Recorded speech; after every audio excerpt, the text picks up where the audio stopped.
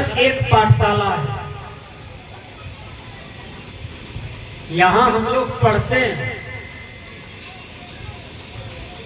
जैसे विद्यालय में विद्यार्थी पढ़ते हैं और पढ़ लिख करके कुछ बन जाते हैं, उसी प्रकार सत्संग रूपी विद्यालय में हम पढ़ करके मुक्ति का अनुभव कर लेते हैं, मुक्ति का आभास कर लेते हैं। सत्संग का मतलब क्या होता है? सत्संग का मतलब होता है आत्मस्थिति, सत्य की संगति। यदि हम सत्य की संगति करते हैं तो समझिए सत्संग कर रहे हैं। हमारे जीवन का परिवर्तन होना चाहिए, हमारे जीवन का बदलाव होना चाहिए, इसी को हम सत्संग कहते हैं। सत्संग सत्संग कहने से सत्संग नहीं होता। भगवान भगवान कहने से भगवान नहीं आता। भजन भजन कहने से भजन नहीं होता। सत्संग की सार्थकता तब है, सत्संग की सफलता तब है जब हम एक भी असत्य काम नहीं करते हैं, एक भी गलत काम नहीं करते हैं। हमारे व्यवहार में, हमारे मन वचन कर्म में किसी भी प्रकार की दोष नहीं है। हम बिल्कुल सत्य करते हैं हर कार्यक्रम को, तो समझिए हमारा सत्संग हो रहा है। देखिए, हम सत्संग भी करते हैं और गलत गलत काम भी करते हैं, गलत गलत कर्म भी करते हैं, तो सत्संग नहीं हुआ। संत महात्मा कहते हैं, सताम सजननाम संग सत्संग। सज्जनों के संग को सत्संग करते हैं, सज्जन की संगति करें। दुर्जन की संगति आप करेंगे तो आपका हर चीज बिगड़ जाएगा। वो क्या है? मन बिगड़ जाएगा, वाणी बिगड़ जाएगा और चिंतन बिगड़ जाएगा, कर्म बिगड़ जाएगा।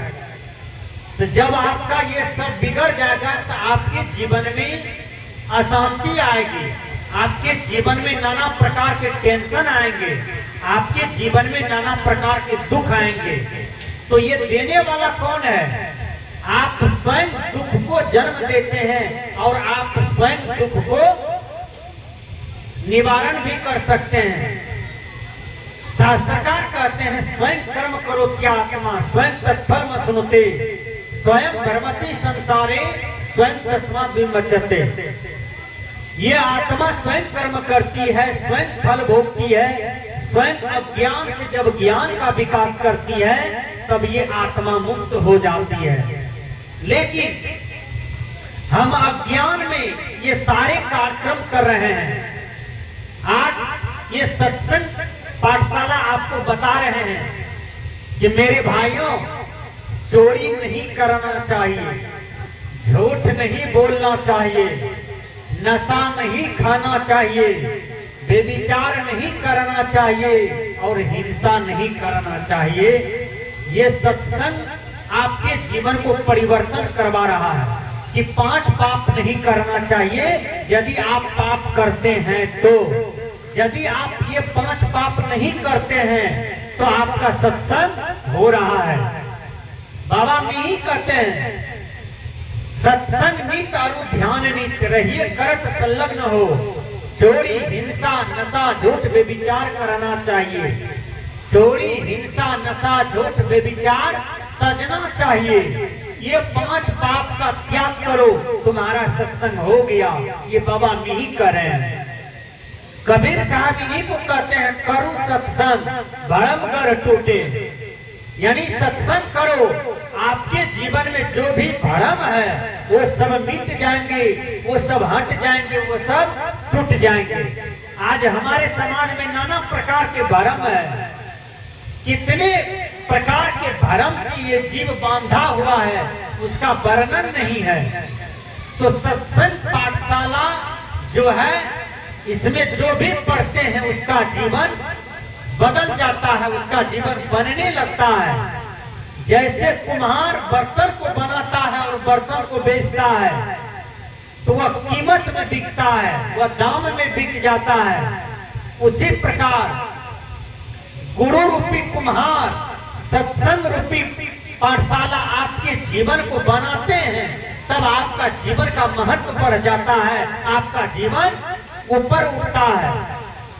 देखिए, बैल सत्संग नहीं कर सकता है, गधा सत्संग नहीं कर सकता है, बकरी सत्संग नहीं कर सकती है, लेकिन पशु पक्षी से ऊपर उठ करके जीवन जीने वाला मनुष्य है। मनुष्य ही सत्संग करते हैं, सुनते हैं, समझते हैं और उस पर चलते हैं।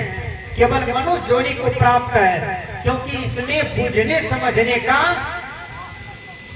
भूमिका है, प्रकृति ने इसको वरदान दिया है। इसलिए सत्संग से प्रेम हो। एक वृक्ष पर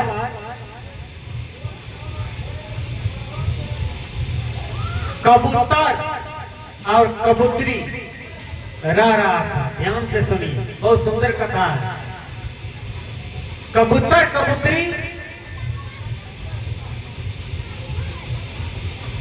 रोज चारा लाने जाते थे, क्योंकि 4-5 बच्चे थे, चारा लेकर के आते थे तो बच्चे को भोजन देते थे। शाम में भोजन करके बच्चों को भी खिला करके कबूतर कबूतरी स्थिर से बैठते थे और विचार करते थे। क्या विचार करते थे? कबूतरी कहती थी, हे पतिदेव, हम दोनों प्राणी कबूतर कबूतरी जोड़ी में कैसे आ गए?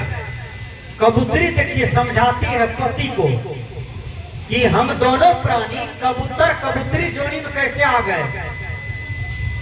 तो कबूतर कहते हैं कि गलती के कारण, भूल के कारण हैं, भजन नहीं किए थे, सत्संग नहीं किए थे, दान पुण्य नहीं किए थे, बाबा का ध्यान नहीं किए थे, बढ़िया कर्म नहीं किए थे।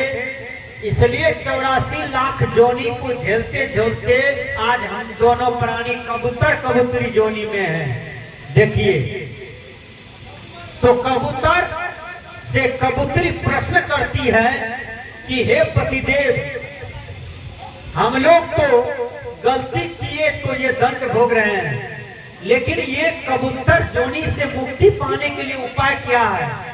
तो कबूतर कहते हैं, हे कबूतरी, यहाँ भी राम का स्मरण करो, यहाँ भी ईश्वर का स्मरण करो, ईश्वर का चिंतन करो। का ठीक कहते हैं, बाल बच्चे को भी देखना है, लेकिन राम का भजन करना है, राम का स्मरण करना है, और यही चिंतन हम दोनों प्राणी को ऊपर उठाएगा, कबूतर कबूतरी जोड़ी से मुक्त करेगा। तो उसी बगल में एक कबीर आश्रम थे, वहां रोज स्तुति विनती सत्संग कथा होता था, और कबूतर कबूतरी खोता में बैठ करके सुनते थे। देखिए, रोज सत्संग सुनते थे और सत्संग का ही चिंतन करते थे। एक दिन उसी रास्ते से एक आदमी 5 किलो मछली खरीद करके जा रहा था हटिया से। आप लोग भी हाट जाते हैं तो कोई चावल खरीदते हैं, कोई आटा खरीदते हैं, कोई आलू खरीद के लाते हैं, कोई सेब खरीद के लाते हैं, लेकिन मछली खाने वाला मछली खरीद के लाते हैं, मुर्गा खाने वाला मुर्गा खरीद के लाते हैं। जो जैसा ग्राहक है वो हाट में वही चीज को खरीदता है और खरीद करके जाता है। तो वो आदमी जा रहा था मछली खरीद करके, और जब कबूतर के खोता के आगे आया ना, तो कबूतर कबूतरी को महक आया मछली का। कबूतरी कहती है, देखिए, हम दोनों प्राणी कबूतर कबूतरी जोड़ी में हैं, तो आज तक एक भी जीव का वध नहीं करते हैं, न खाए हैं, जीव का रक्षा करते हैं। ये मनुष्य तन पा करके हैं, तब देखिए ये 5 किलो जिंदा मछली को ले जा रहा है। उस 5 किलो मछली में लगभग रखिए 200-250 मछली होगा, उसका हत्या करेगा तभी खाएगा। आज ये हत्यारा मनुष्य तन पा करके कितना बड़ा पाप करने जा रहा है, कितना बड़ा जुल्म करने जा रहा है। कबूतर कबूतरी सोचते हैं कि हम दोनों कबूतर कबूतरी हैं तो वैष्णव का जीवन जी रहे हैं, ये मनुष्य तन पा करके सांकट का जीवन जी रहा है। कबूतर कबूतरी गाल पर हाथ दे करके आश्चर्य में पड़ गया।